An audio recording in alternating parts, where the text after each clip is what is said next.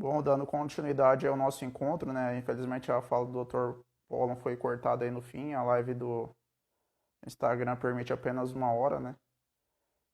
A gente vai conversar agora com o Dr. Sérgio Harfuch, que é a nossa próxima atração.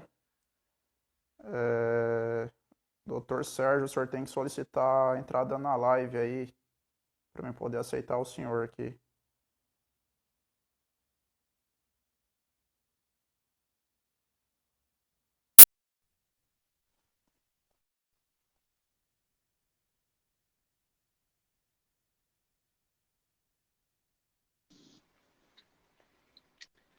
Bom dia, doutor. Tudo bem?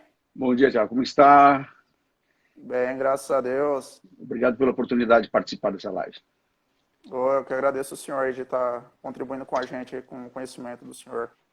Felizmente a gente não pôde ter um encontro presencial hoje, né? Mas para não deixar em branco, a gente está fazendo essas lives aí. E assim que tudo se normalizar, a gente vai fazer um encontro presencial e contamos com o senhor aqui. É uma honra para mim, estarei à disposição, seja presencial, então seja pela live. Agradeço, doutor. Para quem não conhece, né, o doutor Sérgio Harfuch é promotor aqui no nosso estado do Mato Grosso do Sul, né? Tem um brilhante trabalho aí na área da juventude, inclusive ele fez uma lei, né, que ficou bastante polêmica um certo tempo atrás, né, doutor? Quer falar sobre isso? Eu gosto muito do assunto. Pode falar, doutor. Inicialmente não se tratava de lei, mas de um programa, de um projeto, produto de muita oitiva dos segmentos escolares, tanto dos profissionais da educação, quanto dos pais, alunos, enfim, eu vi que a evasão escolar, a falta de cumprimento das obrigações por todos, por pais, quanto à sua responsabilidade como poder familiar, o aluno propriamente, que seria o maior interessado em se dedicar, e até mesmo os segmentos da educação. E depois de ouvir muito, tomei uma iniciativa. Primeiro precisaríamos colocar ordem nesses papéis. E isso veio, agora, objetivamente e de uma forma bem direcionada, com o resgate desses papéis. Os pais são obrigados a comparecer na escola, fazer matrícula, e pelo artigo 129, quinto do Estatuto, devem não só fazer a matrícula, porque daí eles têm acesso aos benefícios sociais, mas também acompanhamento, tanto da presença, da frequência, quanto do aproveitamento escolar. Isso é obrigação dos pais. Comparecer à escola, então, era uma obrigação. O que é que se fazia? Convidavam os pais, ia quem quisesse. A média era de 10% de comparecimento.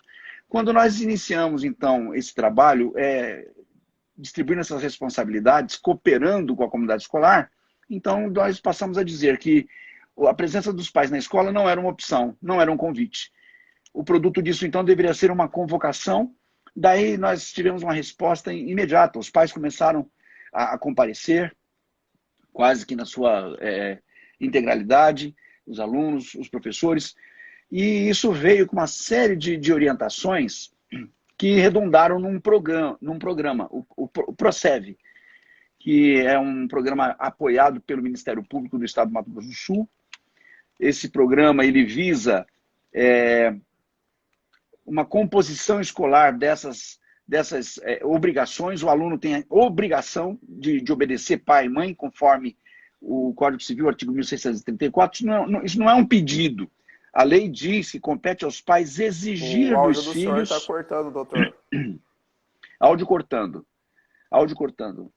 Técnica, por favor, nos ajude com. Talvez seja a nossa internet. Melhorou? Tá ok? Tiago, tá ouvindo bem? Doutor, eu tô sem Posso? áudio do senhor aqui. Eu vou seguir falando e você vai dizendo se melhorou ou não. Tudo bem? Nosso áudio está precisando de. Aqui na outra live está normal. Para você está cortando? No nosso O pessoal retorno aí está tá conseguindo normal, escutar o Tiago. doutor Harfuch? Os que estão nos ouvindo. Áudio de bom, tá tudo bem aqui, pelo que tá, pelo que quem tá entrando. Eu acho que é aí no seu, Thiago. Áudio ok, aí o pessoal tá dando a resposta. Posso prosseguir? Posso prosseguir? Thiago? Todos estão ouvindo normalmente, tá? Pela resposta, eu vou seguir falando.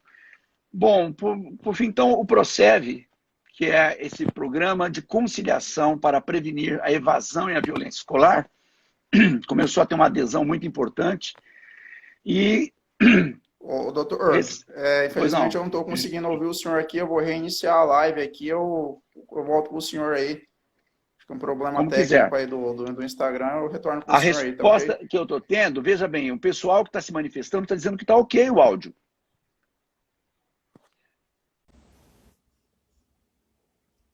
Bom, retornando com a live aí, tivemos um problema técnico aí, eu não estava conseguindo ouvir o doutor Sérgio.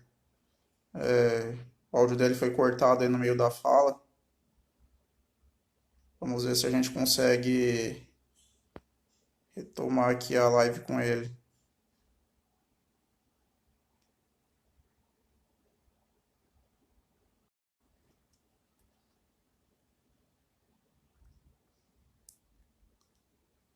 Tá todo mundo me escutando aí? Tá tudo ok?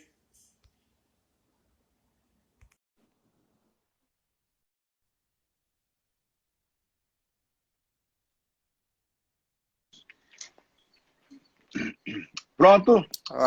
Agora eu tô ouvindo o senhor, doutor. O pessoal está manifestando que está ok aqui o nosso áudio. Então, eu não estava conseguindo ouvir o senhor, eu tava só a imagem, mas eu não estava conseguindo ouvir aqui. Tudo Mas bem agora agora? tá tudo ok. Agora tá Bom, ok. então, O retomando, senhor estava falando sobre o projeto lá da lei, né? E no meio sim, cortou o áudio. o PROSEV, que é um programa de conciliação para prevenir a violência e a evasão escolar, começou a tomar corpo porque falava o óbvio. Simples assim. Quem responde pelo que acontece dentro de uma sala de aula? É o professor. Logo, o professor tem que ser o gestor, ele tem que ter o comando. Não é isso? Já que ele responde. Quem é que responde pelo que acontece dentro de casa? São os pais. Ora, eu preciso, então, já que eu vou ter que exigir dos pais, permitir que eles comandem, que eles deem a direção. E assim foi com tudo. É que nós vivemos uma crise de autoridade quando mal ensinaram o ECA, distorceram o ECA, dizendo que quem manda é o moleque, quem manda é a criança. Isso com o desvio da interpretação do princípio da proteção integral do artigo 1º do ECA. Lá diz que esse princípio regeria o estatuto. Aí alguns vêm dizendo, então é a criança que manda, o adolescente é o protagonista da coisa. E isso sim, o protagonista da tutela jurídica do estatuto, sim, é a criança e o adolescente, mas não é ele que manda. Não é ele que diz que horas entra, que horas sai, como funciona ou não. Ele não responde por isso. E se ele não responde, ele não pode dizer. Quem diz dentro da sala de aula como funciona é o professor, dentro da escola é o diretor, dentro de casa são os pais. Simples Exato. assim. Tem uma hierarquia aí de autoridade, né? Que deve ser respeitada, né? E isso, então, foi sendo trazido como resgate e uma inserção natural e necessária que, já que eu vou fazer com que cada um responda pelo que faz, dentro da escola, no que diz respeito à disciplina, o aluno, ou quem quer que seja, também responde pelo dano que ele causa, com a Certo. reparação de danos. Sujou, limpa, quebrou, conserta, ofendeu, retrate-se. E isso veio dando muito certo, a ponto de se tornar lei em Campo Grande. Em 2015, né, pelo então vereador Herculano e depois deputado estadual, veio a primeira lei nacional, a primeira lei no Brasil de inserção da reparação de danos nos regimentos escolares. E isso veio por orientação do próprio Conselho Nacional do Ministério Público. Eu fui representado por um colega do Ministério Público do Trabalho, dizendo que eu tinha violado todas as normas de proteção, fazendo trabalho escravo, trabalho forçado, e o Conselho Nacional do Ministério Público, ao invés de punir, entendeu que aquilo estava correto e disse que eu deveria inserir nos regimentos escolares a reparação de danos. Em obediência a esse comando, tanto para o senhor prefeito, na ocasião, foi inserido no regimento escolar, e em seguida a Câmara Municipal de Campo Grande, de forma pioneira, inseriu na sua legislação. Então, nós temos a lei que diz respeito aos estabelecimentos de ensino do sistema de ensino de Campo Grande, tem a reparação de danos como elemento obrigatório no seu regimento. Em seguida, foi o Estado, em início de 2018, não é, por iniciativa do deputado Lídio Lopes e depois também do Herculano, nós inserimos no regimento escolar. A então governadora em substituição, Rose Modesto, foi quem assinou a lei que vigora no nosso estado.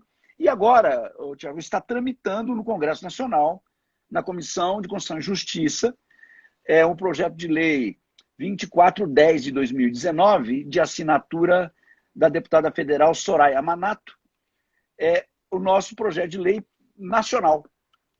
Então, em breve teremos... A celeuma foi tão somente porque o deputado Lídio Lopes, até sem me consultar, disse que o nome da lei era Lei Arfuche.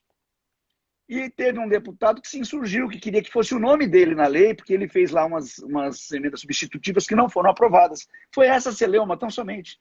O resto é de assentimento geral, que quem diz como funciona é quem responde.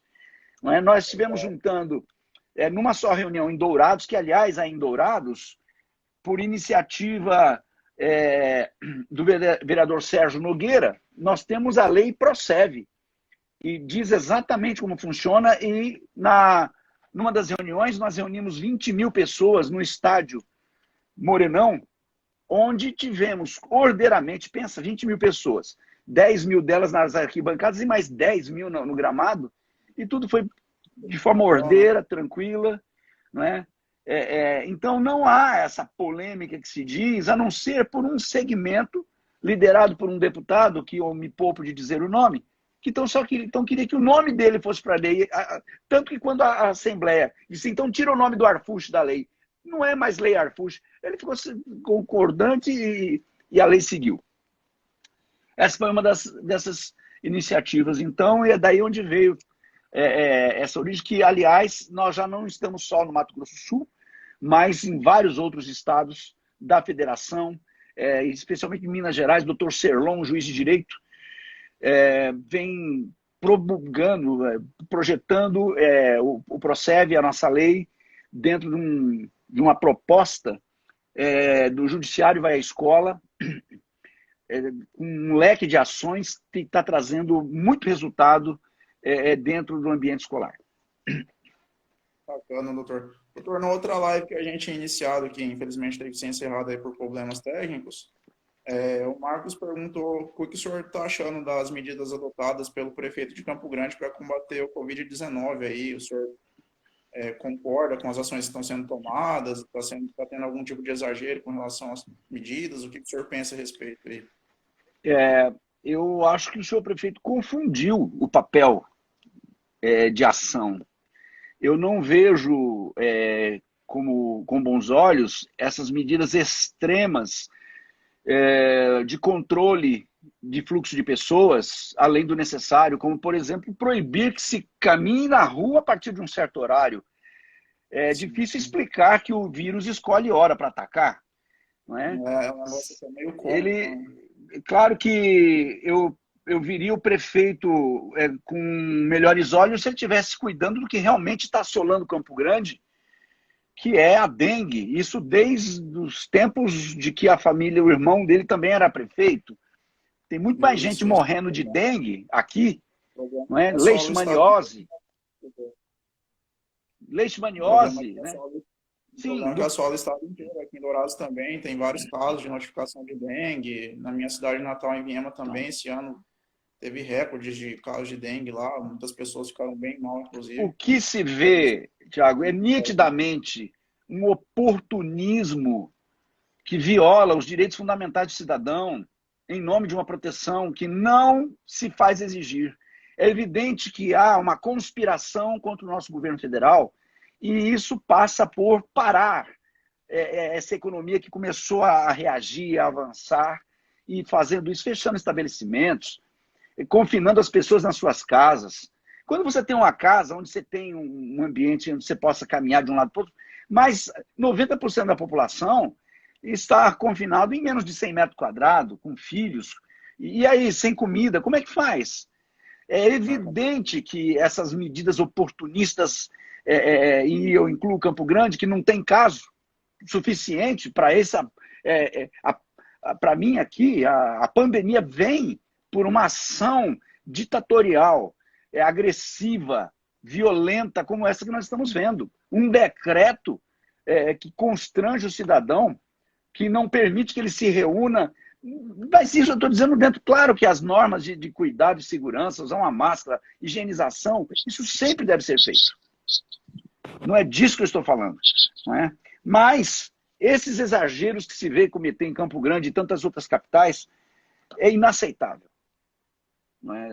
Tanto que nós já vimos uma decisão do doutor desembargador Pascoal revertendo uma missão em relação à questão daquilo que um presidente decretou por decreto presidencial. A primeira vez que eu vejo afronta um decreto dessa forma, onde ele disse quais eram as instituições de serviço essencial. Para questionar isso, o judiciário, um juiz, né, se sentiu investido o suficiente para questionar um decreto presidencial. Por favor, vamos respeitar a democracia. E tanto que o TRF-R3 depois reformou a decisão. Não é? Então, que judiciário é esse que está se mostrando também, em parte, tendencioso a essa conspiração contra o governo federal? Na minha opinião, o senhor prefeito de Campo Grande errou gravemente, violando a democracia, violando os direitos fundamentais do cidadão de ir e vir, de se reunir, de ter um culto. Nunca se teve isso. Verdade, nem na guerra, né? Teve Essa é a minha opinião. Parecida. Certo, doutor. A respeito do trabalho que o senhor desenvolve aí com a juventude, né? O que mais o senhor poderia estar falando aí com a gente? Quais e mais alguns projetos em tramitação aí? Como que anda isso aí, doutor? Bom, eu venho de um histórico de confronto com a questão de drogas. Eu atuei em Ponta Porã como promotor de justiça, onde é sabidamente um problema a questão do uso e abuso e tráfico de drogas, o que me rendeu pelo menos 10 anos à frente do nosso Conselho Estadual.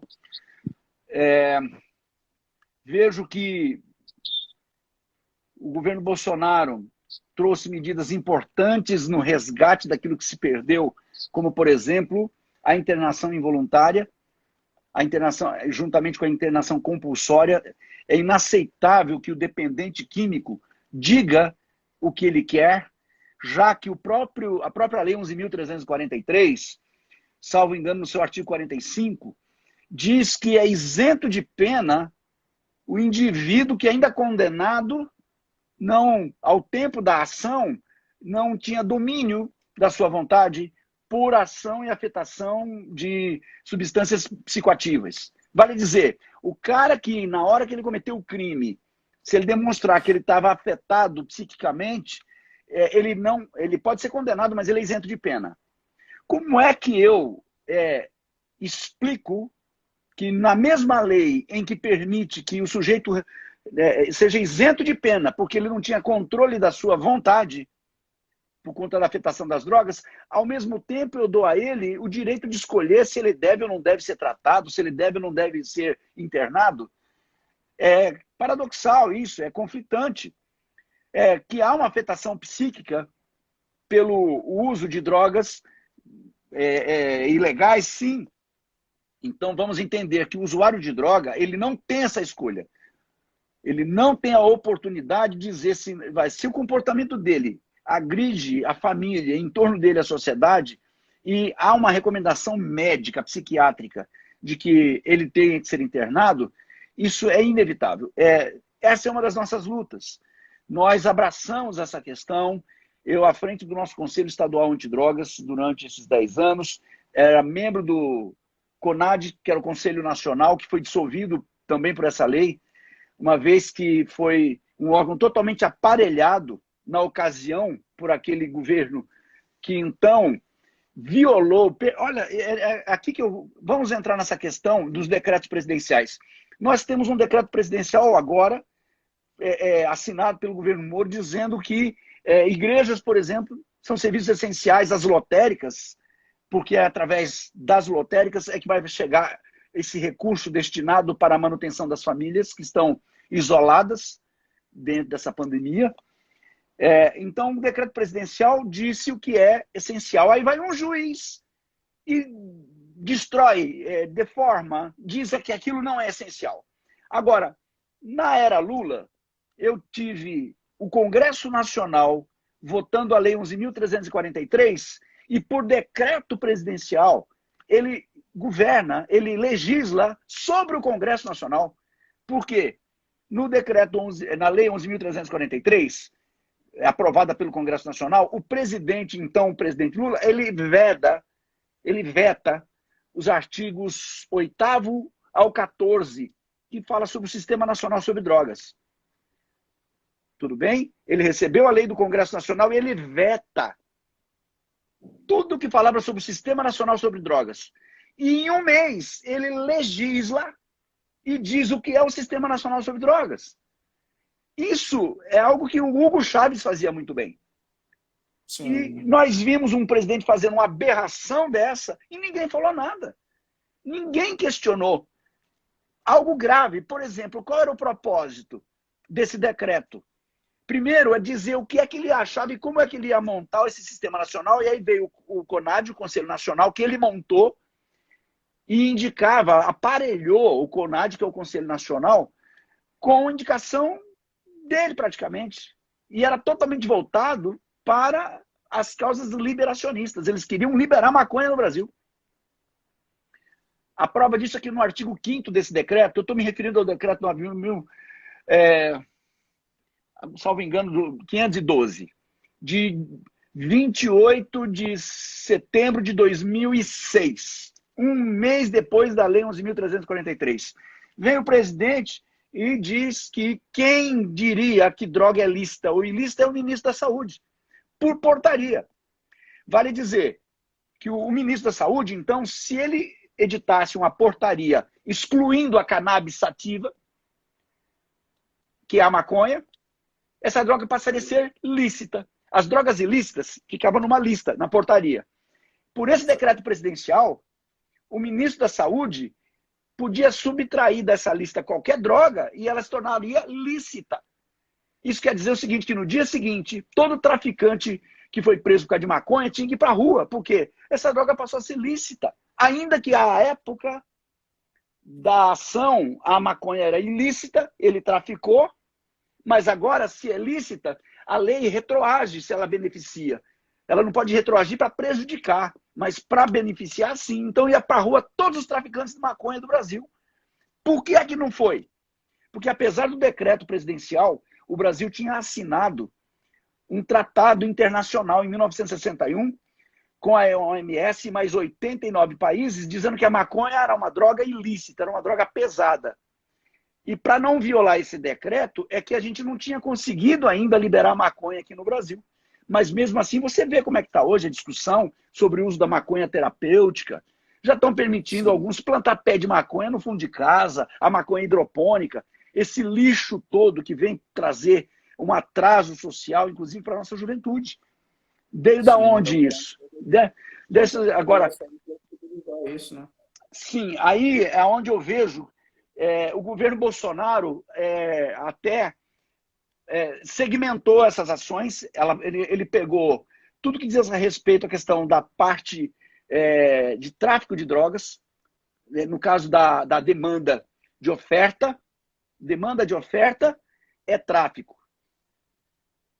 Passou lá para o Ministério da Justiça. E na demanda de consumo, passou para o Ministério das Cidades. Era o doutor Osmar Terra que cuidava. Então, a Senad foi seccionada.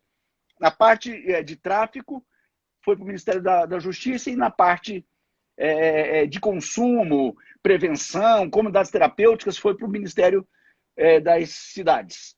Isso foi uma evolução, porque era até difícil lidar aqui no Conselho com essa questão das drogas, exatamente porque o Conselho lidava com a parte de projetos sociais, de políticas públicas, de prevenção. É uma coisa. A outra é você, tráfico, é confronto do tráfico. Isso é coisa da segurança pública, do Ministério da Justiça. Isso também foi uma evolução que nós observamos nesse momento. Eu tenho como bandeira o resgate do valor do cidadão. A pessoa humana, para mim, é o elemento mais importante. E então, nesse sentido, a gente tem procurado possível trabalhar, seja na parte de atenção, de acolhimento, fortalecendo as comunidades terapêuticas, que foi o único elemento que restou de acolhimento e de atenção, porque a mentalidade dos governos anteriores queria a liberação das drogas e desmantelou o sistema de internação do país com a maldita lei antimanicomial, que, na verdade, não tinha uma intenção de proteger o cidadão, mas tinha uma intenção de proliferar o consumo de drogas. Não que os estabelecimentos de saúde mental eram adequados.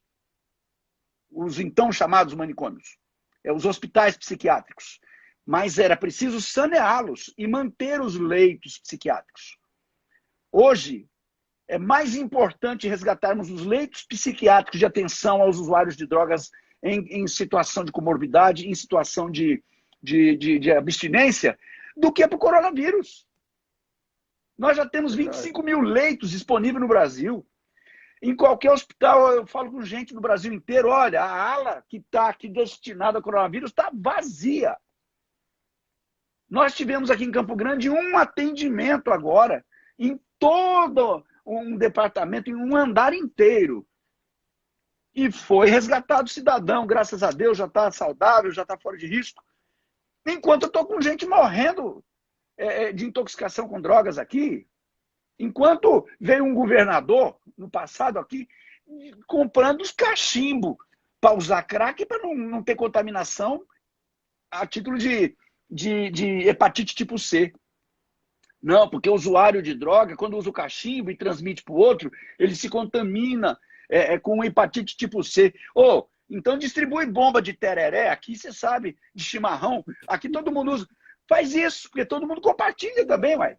Você está vendo a que ponto vai a estupidez de alguns governantes em defender as suas ideias deletérias? E aí você vê esses oportunistas de plantão indo contra um governo conservador, porque ele traz de volta as coisas no eixo. Essa é uma das bandeiras também que a gente abraçou e tem muita luta, muita briga pela frente, o resgate das ações. Eu, inclusive, como promotor de justiça, nós ganhamos uma ação no Supremo Tribunal contra o município de Campo Grande, porque o município sequer destinava recurso para atenção de adolescentes em situação de dependência química. Não havia um só centavo no orçamento para atendimento de adolescentes, seja na prevenção, seja no tratamento. E quando ganhamos no Supremo Tribunal, o então prefeito, que é da mesma família que se mantém aí, destinou uma verba ridícula, menor do que a verba de café de gabinete que ele tinha, para ver qual é a mentalidade. Não é? Precisou ter uma ação, no lugar de ficar brigando por vários anos. Não é? Essa ação foi de iniciativa da doutora Ariadne, e eu dei prosseguimento quando herdei a promotoria, a 27ª promotoria, e nós ganhamos no Supremo contra o município. Mesmo assim, na hora de pôr no orçamento, fizeram um ridículo de botar uma verba que não se afirma. Enfim, o Ministério Público tem um trabalho relevante, muito importante, quase que de orientador por conta dos erros nas gestões que nós temos. Isso sem falar corrupção. Não é? Um outro erro que eu vejo que foi aqui, decretar estado de calamidade, meu irmão. E você está assinando embaixo, eu quero corrupção, eu quero desviar dinheiro, por quê? É um jeito de você tirar as peias das licitações, das exigências. Se já tem corrupção, já tem desvio. Com tudo isso, imagina agora, é estado de calamidade. Eu estou destinando centenas de milhões de lá no município, está distribuindo verba para município que não tem um só caso de coronavírus. Estão destinando aqui 5, 10 milhões de reais para quê? Você entende Exato. o oportunismo nefasto, abjeto que nós vemos cometer por uma ordem contra o governo federal? A eleição já acabou, esses caras têm que pensar o seguinte, agora é hora de resgatar o Brasil, meu irmão. Nós temos aí 20 anos de retrocesso, de saque do Brasil, de esbulho. Mas tenho fé que a gente vai prosseguir, porque eu vi um posicionamento do presidente Bolsonaro de coragem, né? A forma com que ele enfrentou a questão atual de rebeldia dos seus ministérios. Ele é o chefe, eu votei num presidente, ele compôs a sua equipe de segurança, a sua equipe de confiança, e quando essa equipe destoa do conjunto, ele tem que doar a quem doer. Não Tem é? que tomar zero. Ontem, a atitude do presidente foi uma atitude de coragem, foi uma atitude de quem é um estadista. Porque Sim. abrir mão de uma personalidade como o doutor Sérgio Moro precisa muita coragem. Mas Verdade. é necessário Necessário, que se foi faça. necessário. Não é? Sim. Nada tira o mérito do juiz Moro quanto o confronto da Lava Jato contra o crime organizado. Isso é inatacável. No entanto, como gestor de uma pasta, ele não pode destoar do conjunto. É como se o meu joelho quisesse tomar uma rua que o resto do corpo não vai tomar.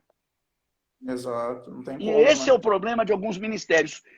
Talvez o presidente Bolsonaro tenha cometido um erro quando disse os meus ministros são técnicos, coisa que nunca se viu. Eu tenho 55 anos, 6, né? Fiz agora. Mas nunca vi um presidente compor integralmente a sua equipe com técnicos. Sempre foi com conchavo, com joguinho. Quem me ajudou na minha campanha toma um ministério. Nós tivemos isso. E ele Exatamente. falou, os meus ministros têm carta branca. Ele precisava deixar claro, aqui, ministro, carta branca significa o seguinte, agir no conjunto, com o seu conhecimento técnico. Não quer dizer que você é um mini presidente da República e vai fazer do que você quiser. Faltou isso. Porque quem tem a Exato. visão geral é o capitão. Ele está vendo para onde vai o navio. Não pode um querer nadar para o outro lado. Doutor, qualquer problema maior ali, quem paga pelas consequências é ele, né? Exatamente. Então, talvez não precisamos descer em minudências para saber exatamente qual é o motivo ou não. O fato é isso. Eu tenho um ministro do quilate do Moro, inteligentíssimo, capaz, não é, que realmente fundamental e importante no que diz respeito à Lava Jato, mas que como ministro, ao destoar do conjunto do governo, traz prejuízo. Não é? Como o Exato. caso do nosso delegado, o Maurício Valeixo. Qual é a alegação que o Maurício disse? Não, olha, eu nomeei o Valeixo, eu não posso permitir que o presidente passe por mim e vá demiti-lo. Como que não? É um subcomando. E a questão é que o Valeixo ele começou a demonstrar uma ação contrária ao próprio interesse do país. Não é? No caso do Adélio, lá dizer que o cara estava cometido de loucura, era um lobo solitário. Que mentira! Quem que não viu que há toda uma estrutura atrás de um infeliz desse? Que não tem de louco, não tem nada. Mas o Valeixo... O que ele tentou, um poucos tempos depois, já tinha 4 advogados dos mais caros do país para defender ele. Né? Pelo menos tinha que explicar isso. E agora pouco importa. Se o presidente falou, olha, ele não serve para ocupar essa cargo, o Moro devia tentar. Veja o outro, excelência, se é o caso do senhor. Porque, afinal de contas, quem foi eleito foi o Bolsonaro. Não bastasse isso, no caso da Intercept, não é? O Valeixo vem proteger o Greenwald, dizendo que ele não tinha invadido os celulares lá dos ministros. Como que não? Se foi, ele foi o único acesso. E o que é pior até hoje, Thiago, estão ainda usando informações produzidas pela Intercept de forma ilegal, invasiva. O próprio Moro sofreu isso quando utilizou de prova daquele caso quando a Dilma nomeou o Lula, seu ministro, salvo engano, da Casa Civil, ou coisa assim, Foi, acho que foi. né? É que houve uma informação vazada e o Moro se antecipou e divulgou, porque senão o grupo aparelhado por aqueles presidentes lá no STF teriam impedido. Foi isso que permitiu, então, aquela intervenção que o próprio Moro viu. Como é que ele agora dá respaldo para o Baleixo, que desta Pois é. feita, né, dá respaldo lá para o Greenwald. Enfim, é natural, porque o presidente fala, ô, ministro, olha esse cara que você está aí, ó, que você pôs aí, esse cara está destoando. Não é por aí que nós vamos conduzir. Enfim, eu acho que, sobretudo, nós precisamos entender uma coisa. E eu faço aqui um apelo, né? Tomara que isso chegue a cada eleitor desse presidente. Cada eleitor. Os que não votaram nele, se dobrem, porque perderam a eleição, agora espera a próxima. No lugar de continuar estendendo dessa forma obsessiva com o que se vê. O cara esqueceu que temos um presidente, agora não é mais um candidato. Ele está governado, está debaixo desse presidente. Nós precisamos preservar esse presidente. Foi eleito democraticamente. Não é? Não só as instituições devem ver isso, mas como um todo, cada cidadão, cada um que votou, para de questionar o presidente. Eu não estou dizendo que temos que concordar com tudo, mas deixa o homem trabalhar, deixa seguir. Mas e se ele estiver errado? Ele responde. Como responde? Agora não dá para ficar interrompendo toda hora. Cada detalhe, como eu estou dizendo agora, ele vem. Eu estou com uma situação nacional sobre a questão dos vírus, mas o Brasil não é a Itália, o Brasil não é a China, o Brasil não é a Europa. Eu preciso ver a peculiaridade do Brasil, sobretudo no que diz respeito à multiplicidade dos aspectos, não só da saúde. Verdade, doutor. Por isso Um ele é o assunto que presidente. um assunto que foi abordado na outra live com o Marcos Polo, né, foi o pessoal tá elegendo, né, a base, né? Temos um presidente lá, mas a base nas cidades, né, é muito distoante daquilo que está no executivo superior lá, né? A gente precisa, igual o doutor Polo falou na outra live, votar em candidatos que sejam alinhados com o presidente, né? Se a gente quer Claro. realmente que essa mudança toda aconteça, né? Então, eu ainda vejo, sabe, que, infelizmente, a nossa legislação permite esses oportunismos eleitorais. Você vê que ingerência, que absurdo o Congresso ingerir no orçamento que já decidiu.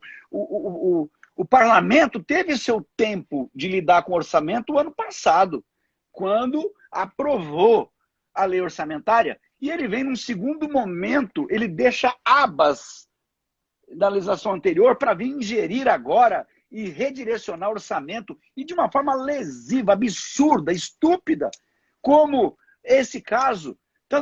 Aqui eu digo tanto desse desvio orçamentário que se pretendia destinar aos deputados num ano eleitoral, onde ele vai jogar no município o recurso e ele não vai prestar conta disso.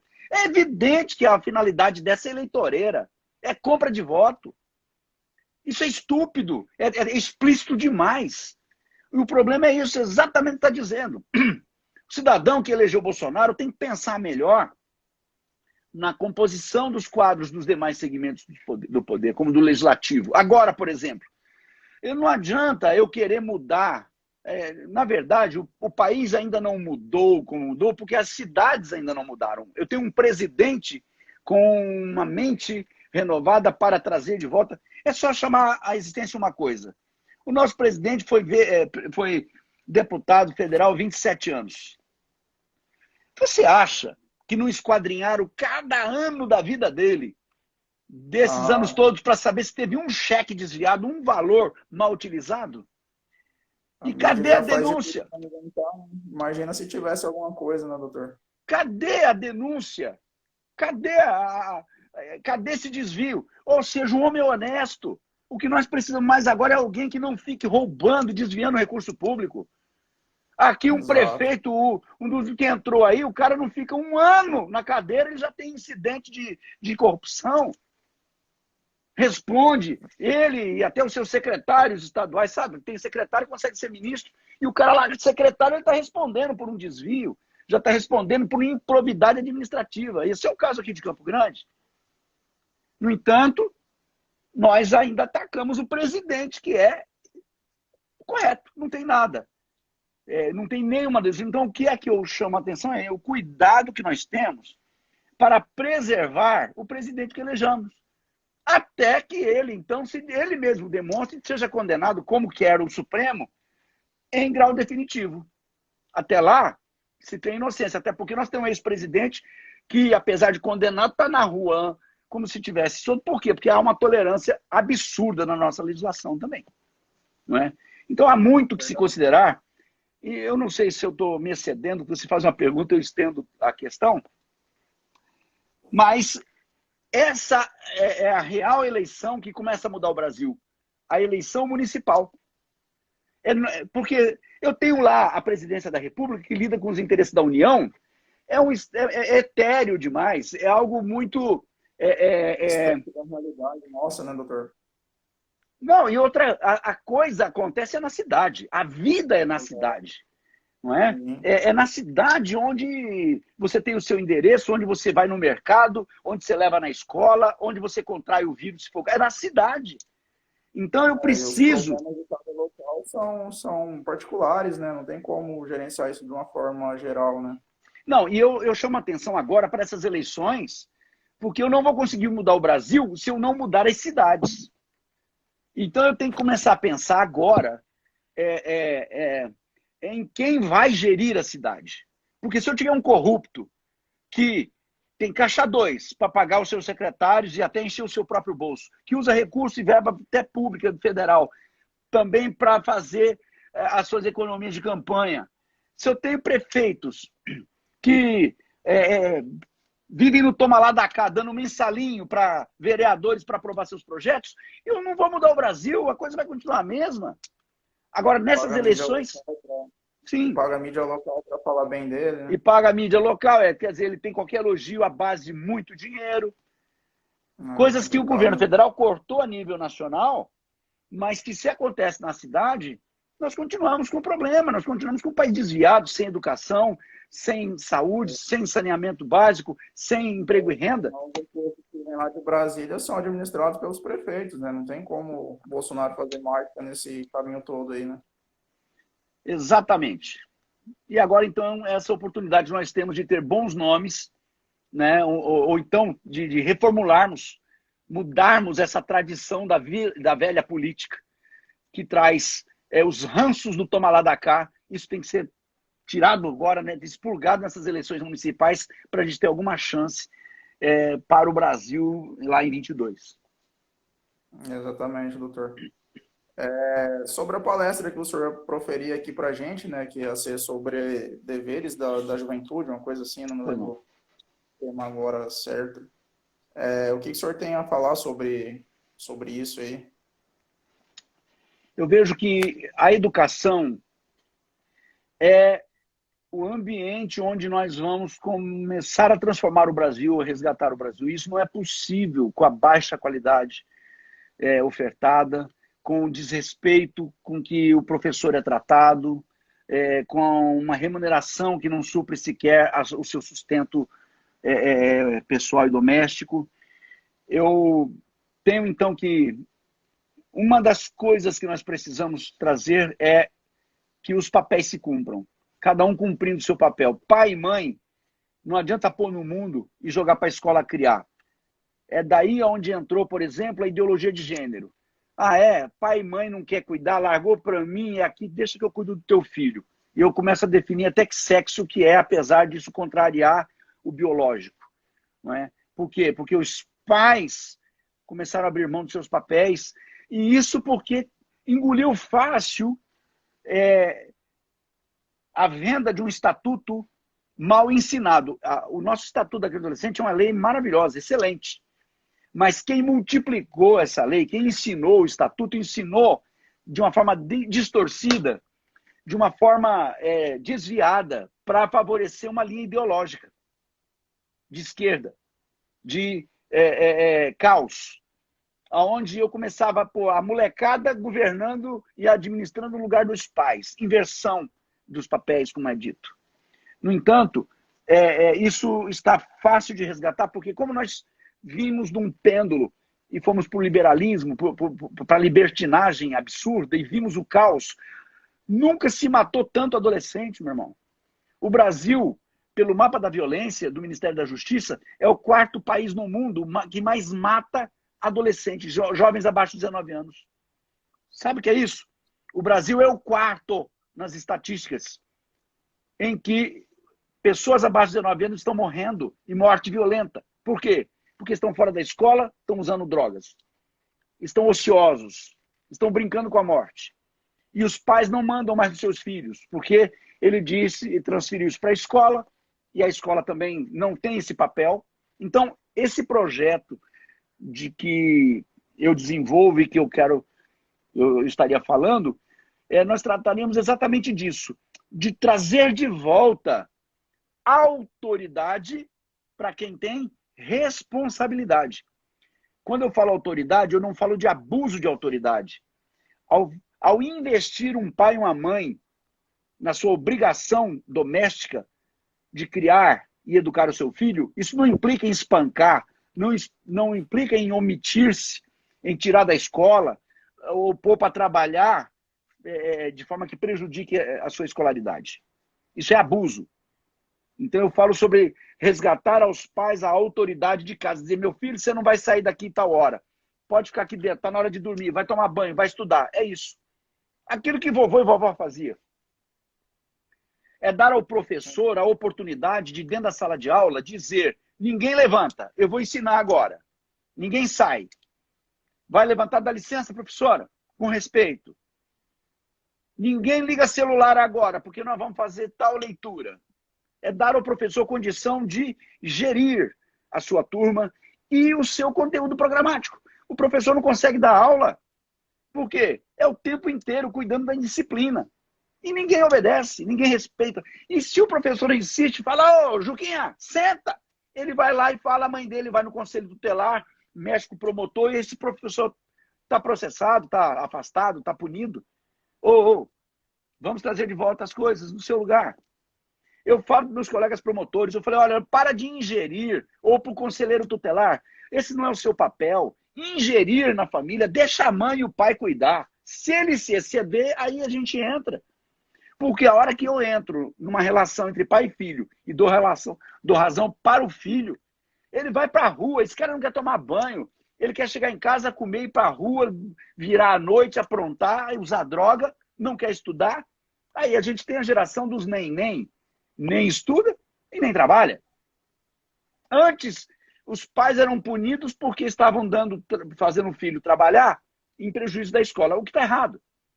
Eu preciso formar o meu filho no máximo dentro da questão da escolaridade, mas suprimir dele o aprendizado a uma função, a um ofício lícito, isso é uma violação de direito. O artigo 3º do ECA diz que eu tenho que dar à criança toda a oportunidade de crescimento emocional, físico, psíquico, laboral, social e espiritual.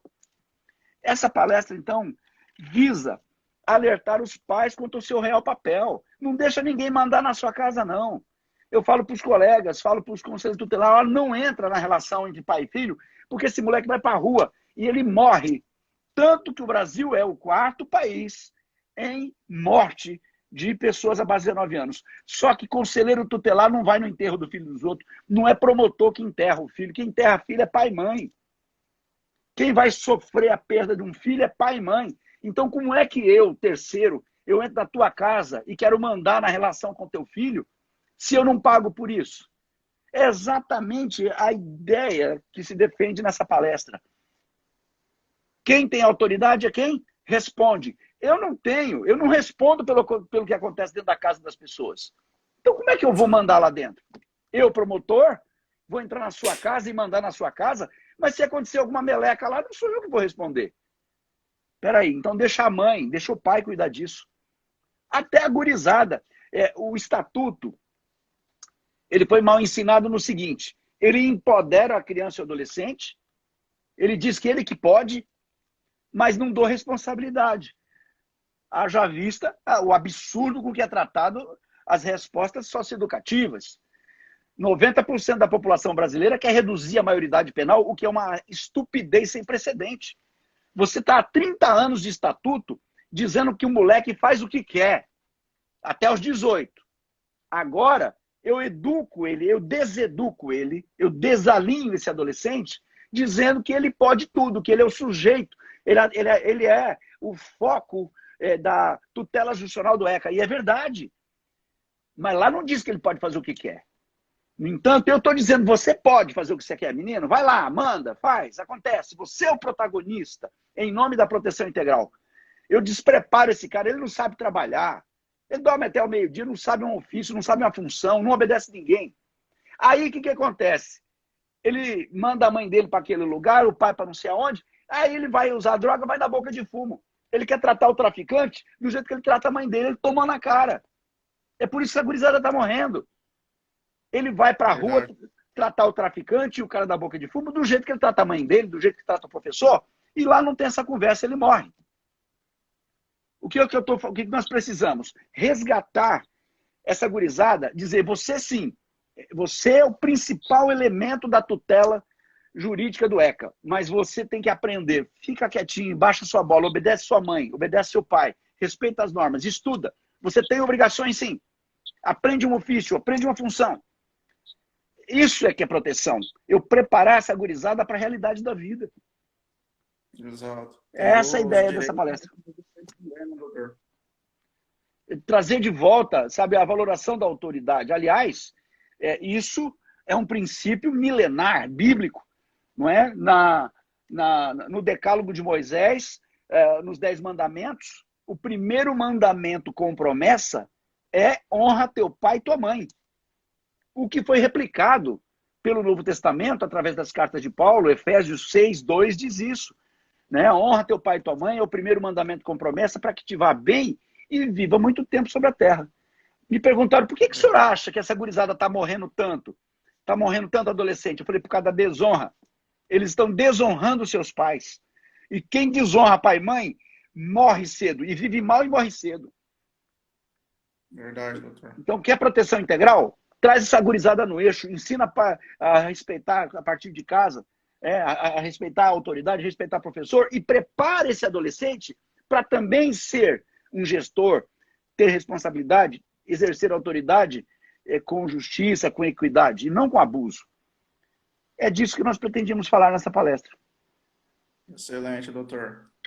Para quem está chegando aí no meio da live, né, hoje aconteceu o primeiro encontro da direita aqui em Dourados, né, o doutor Sérgio Harfuch era um dos palestrantes aqui do evento, mas infelizmente o evento teve que ser adiado por conta da pandemia, né, não tem como estar realizando nesse momento esse encontro presencialmente, para não deixar passar em branco, aí a gente está fazendo uma live aí com os palestrantes.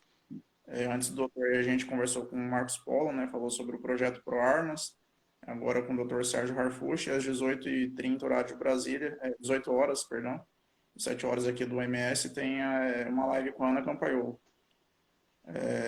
A gente pretende fazer, né, o evento assim que tudo se normalizar, fazer o evento presencial, e contamos com a presença do doutor no evento presencial aqui em Dourados. Mas isso é uma honra para mim, vou com muito gosto. A honra é nossa, doutor Irmão. Muito bom.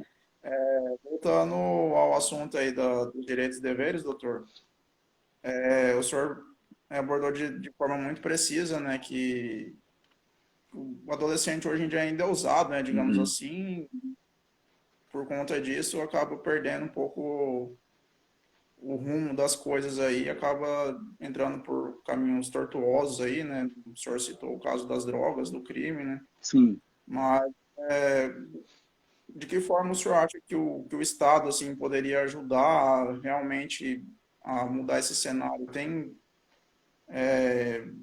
hoje, digamos assim, alguma forma de estar mudando isso? Ou o senhor acha que é um processo aí que vai levar muito tempo para ter algum retorno, digamos assim? Bom, eu tenho para mim que se seguir o curso da história nas reformas culturais, nós demoraríamos aí pelo menos 2, 3 gerações, 100 anos, sei lá. No entanto, a experiência que eu colho nesses 20 anos em que eu atuei, 30 anos de Ministério Público e 20 especificamente desse projeto que eu desenvolvo, existe, existe uma ação natural dentro de cada ser humano, inclusive da criança e do adolescente. Existe algo no seu subconsciente, eu não posso entrar nessa área, deixa eu pensar de que forma. No interior das pessoas, existe alguma coisa que diz a elas ainda o que é o certo e o que é o melhor. Essa geração que está há 30 anos sendo desviada, dizendo que ela que pode tudo, no seu interior ela sabe que não pode fazer e que é preciso ter controle. Então isso me anima muito e eu acredito que se nós trabalharmos essa chama interior, mesmo da menor criança que tem, que quer ser disciplinada, a moçada, você sabe que nesse projeto que eu desenvolvi, eu comecei ouvindo a comunidade, os profissionais da educação e os pais, e eu achei que essas medidas, essas ações de reparação de danos, repito, inserir no regimento escolar, sujou, limpa, quebrou, conserta, não é? Pichou a parede, vai lavar a parede, quebrou o vidro, a mãe paga o vidro e ele limpa. Coisa do dia a dia. Quem é que não sabe isso? Aonde você entra, se você tira uma coisa do lugar, você tem que pôr de volta. Coisa mínima. Não é? Então, eu pensei que a gurizada ia espanar, ia ser contra. Foi a maior adesão que eu tive. Exatamente, os jovens, os adolescentes, as crianças foram os primeiros a falar que bom, então agora tem regra, faça isso, porque eles se sentem desassistidos quando você deixa fazer o que quer. Eles não querem isso. Um grande exemplo que nós tivemos logo no início, com a experiência do diretor Valson, lá do Ada Teixeira, grande amigo, ele foi aplicando essas normas e falou para os alunos quais são as regras que nós temos que cumprir aqui na escola. Olha, qual não foi a nossa surpresa em que o aluno estava estabelecendo o que é que devia ou não devia fazer, se era grave, moderado ou gravíssimo, e qual era a resposta, qual era o resultado, vamos pôr lá, a penalidade. Eles são muito mais, essa gurizada, eles são muito mais rígidos que a gente, porque aquilo que a gente tinha pensado em normas, não é? Por exemplo, jogou papel no lixo, errou, jogou papel no meio da escola. Eu só quero que vai lá, pega o papel e põe de volta no lixo. Não, eles mesmos diziam, pega o papel, põe no lixo e lava a escola uma semana. Deles, velho, deles mesmos vieram essas respostas mais rígidas. Então essa geração, essa moçadinha, quer controle, quer direção, quer orientação, sim. Isso me traz esperança. A sua pergunta é o que é que os governantes devem fazer? O que é que deve fazer é justamente valorizar o potencial dessa gurizada com responsabilidade. É começar a trazer responsabilidade. O protecionismo que se diz, no sentido de guardar a sua escolaridade, a sua integridade física, não passa por poupá-lo de enfrentamento da realidade. Por exemplo, eu tenho orgulho aqui em Campo Grande do nosso Instituto Mirim. O Instituto Mirim pega o guri lá da periferia, de família de baixa renda, e oferece para ele um curso profissionalizante e dá ele oportunidade de acesso ao mercado de trabalho ainda adolescente. Esse menino, essa criança, esse adolescente, ele precisa, então, fazer o curso regular dele, geralmente ensino médio, às vezes à noite, não é? Ele trabalha um período e o outro período ele faz o curso. E leva para casa o valor correspondente a um salário mínimo, coisa assim, para a sua família. Isso forma essa geração preparada para aquilo que a vida exige. Ocupar o tempo desse moleque, fazer com que ele aprenda um ofício e já esteja lá no mercado. O que é que se pode fazer? É uma convergência. Por exemplo, uma indústria, uma empresa vai vir instalar em Campo Grande, você vai instalar aqui, eu quero um contingente de vagas de trabalho para favorecer o primeiro emprego. Esse adolescente que não consegue por falta de experiência, então nós vamos capacitá-lo e você vai dar esse emprego. São coisas mínimas, óbvias, que se faz, que beneficia a todos. Porque, pensa, para a empresa você já está investindo no início. Então, é mais fácil você ensinar alguém ao início de fazer do que corrigir erros e vícios de aprendizados errôneos. Né? Nós precisamos investir na escola. Eu estudei em escola pública até a faculdade. Sempre estudei em escola pública. E naquele tempo, que não faz tanto tempo assim, mas aí algum tempo atrás, só de Ministério Público eu tenho 30 anos, a escola pública era a primeira procurada, em detrimento até das escolas particulares. Sabe o que é que nós podemos fazer? É trazer uma valorização da escola pública a ponto dela ser, se não concorrente, ser superior à escola privada. Isso só vai fazer com o quê? Com a remuneração adequada, com esse professor, e não com aparelhamento, como alguns usam, não é? Infelizmente, um desvio ideológico de usar a sala de aula como um laboratório para indução política partidária. Não se faz isso. Um professor, mas e a liberdade de ensino? Ou o professor tem direito a ter suas convicções, mas ele precisa dizer, essa é a minha convicção, mas você tem essas outras áreas aqui. Eu tenho que deixar esse aluno pesquisar e escolher o caminho dele. Mas o que é que a gente tem visto, por vezes, com essa ingerência ideológica nefasta, nojenta, que constrange uma criança ou adolescente a seguir uma linha de caos, a eleger falsos heróis, mudar a história, estuprar a história nacional para inserir outros personagens que, na verdade, são verdadeiros terroristas, são desqualificados, e eu os coloco como exemplo.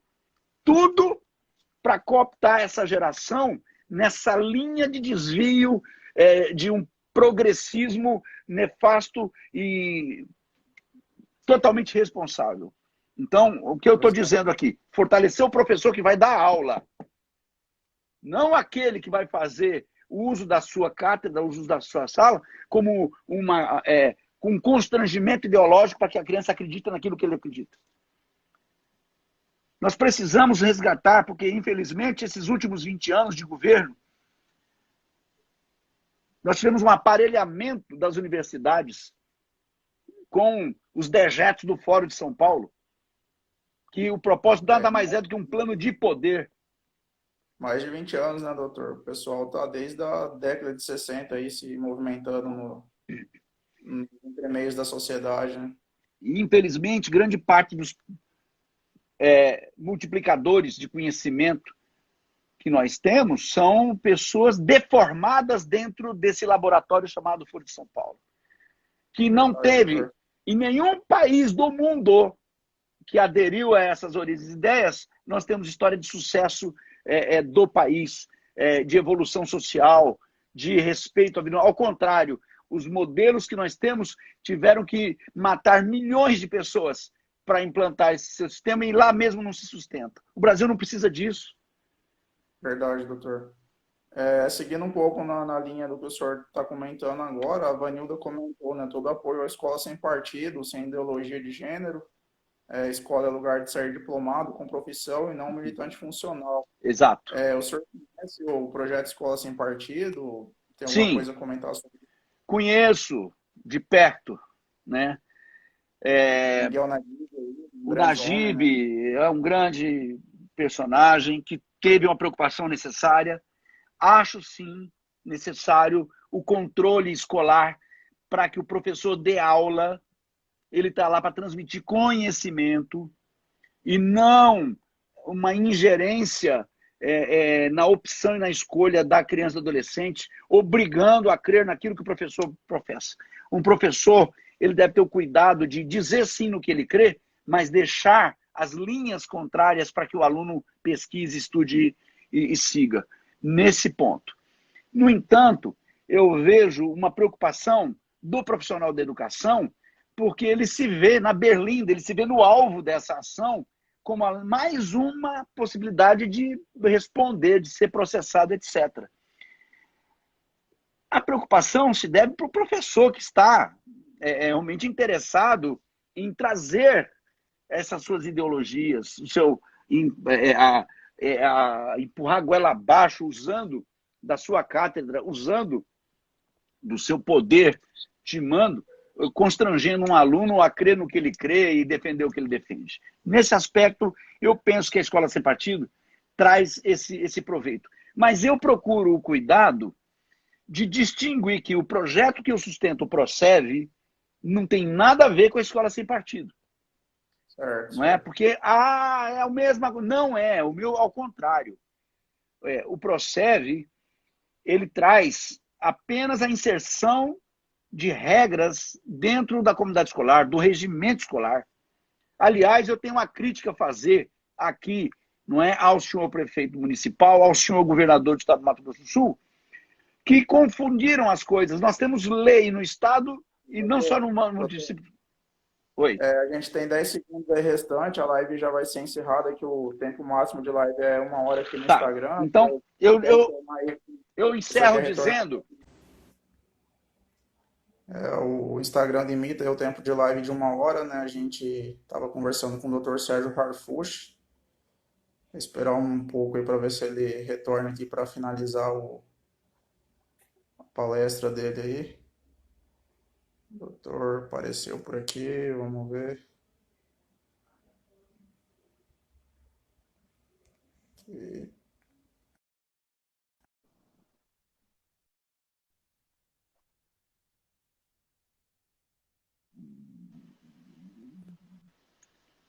Ô, doutor, estamos aqui.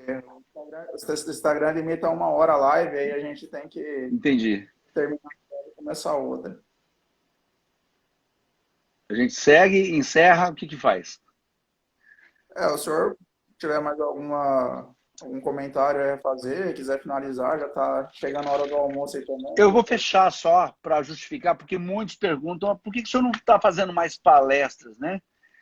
Primeiro, eu já não sou mais o promotor da infância, eu fui promovido a procurador-geral criminal, procurador de justiça criminal, e fui nomeado pelo então senhor procurador-geral de justiça para prosseguir com o programa, que é o PROSEV. E aqui vai o meu agradecimento ao doutor Paulo Passos, o nosso ex-procurador-geral de justiça, e o doutor Alexandre Magno, atual procurador-geral, que dá todo o respaldo a esse trabalho do Ministério Público.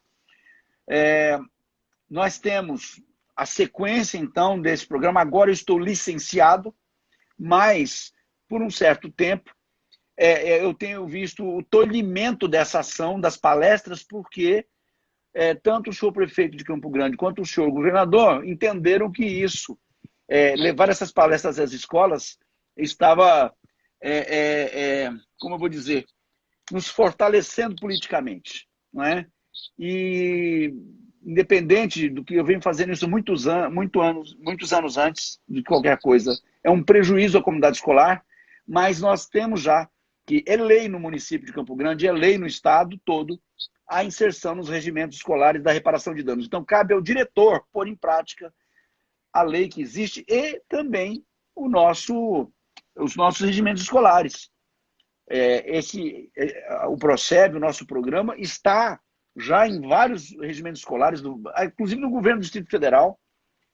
O governo do Distrito Federal inseriu no seu regimento escolar as normas da reparação de danos e daquilo que o PROSEV traz. Então, fica a nossa justificativa. Eu tão somente fui impedido de fazer palestra nas escolas e assim que tivermos oportunidade, nós resgataremos essa prática que é tão importante nessa proximidade com os nossos amigos, professores, diretores de escola. Com certeza, né, doutor? E é um trabalho fundamental esse que o senhor desenvolve aí, né? E sim. A gente agradece a participação do senhor, obrigado por nos atender aí com a live. E assim que a gente tiver a oportunidade de fazer um encontro aqui, contamos com a presença do senhor também aqui. Se me permite, eu pedi que estivesse gravando essa nossa live, eu vou reproduzi-la lá no meu Instagram, @promotorarfuch. Muitos estão, quando tentam acessar o meu endereço, põe Sérgio Harfuch. O endereço é Promotor Harfuch. Então, quem quiser nos seguir lá no Instagram, no Promotor Harfuch, vai poder estar revendo parte daquilo que nós apresentamos aqui. Eu quero te agradecer, Thiago. por essa oportunidade. Eu que agradeço, doutor. Pessoal, que é o seu seguidor também, e a página aí, a gente está no Facebook também, o FGD Conservadora, Uhum. e a gente vai estar disponibilizando essas lives no canal do YouTube do Forte Coimbra. A gente vai depois fazer a divulgação certinha aqui, eu envio o material para o senhor também. Excelente, Thiago. Um grande abraço. Obrigado a todos aqueles que nos acompanharam até esse momento. Que Deus nos abençoe. Grande abraço, doutor. Muito obrigado. Fica com Forte Deus. abraço. Forte abraço.